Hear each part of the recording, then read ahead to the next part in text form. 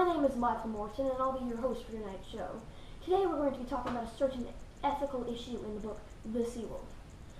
The Sea Wolf is a masterful work of literature made by Jack London. The book is about Humphrey Van Wendon, a gentleman who was rescued by a seal hunting ship under the control of the dreaded Captain Larson, and is forced into work aboard the ship. The story features lots of character development, the ship's own social hierarchy, and different life philosophies. The issue we're going to be talking about today is the evolution and de-evolution aspects of the story. The issue relates to the nature of mankind. Are we primitive animals acting on instinct alone, or are we civilized creatures capable of solving our problems with our minds? We have a guest today who has come to help discuss this issue. Give it up for our guest, Humphrey Van Wendon.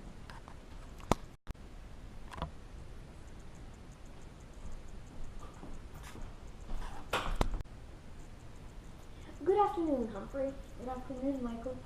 So, Humphrey, in the beginning of the story, in Chapter 1, before you are rescued, you are more on the side of the evolution of mankind. You are a rich gentleman, a man of literature. You depend on others for your success, and you are somewhat weak. Am I correct? Yes, you are, Michael. Near the end of the story, you grow to learn to depend on yourself for your success, and you become physically and mentally stronger. But that's beside the point. I brought you on my show to discuss this issue publicly. In my personal opinion, I believe that we should be on the side of the evolution of mankind. Since we are intelligent beings capable of creating and running our own societies, we should be able to solve our problems with our minds. What are your thoughts on the subject? Well, I believe the same thing, Michael. Since we are intelligent beings capable of using our minds and our words, we should not resort to violence. On the Ghost, the ship that rescued me, everyone there was on survival of the fittest basis. Everyone there was on their own, but everyone there followed Captain Larson's orders because it was their instinct. The ship was like a pack of wolves. Wolves follow the strongest and toughest and smartest. Their alpha on instinct on the ship. Larson's was the strongest, smartest, well, maybe not the smartest, but you get the point. All the crew members follow him on instinct, and since they followed him on instinct, they didn't question his orders. I believe as an intelligent and capable species, we are able to move past these primitive instincts. We have been able to create governments and societies. We have been able to depend on others for success.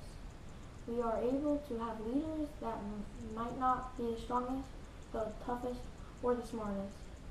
They might be none of these, but we still choose them as leaders because they have other qualities we need. Our society has evolved to the point where we know what is morally right and wrong, and we are no longer primitive animals drove by only bloodlust, survival, and instinct. We have evolved.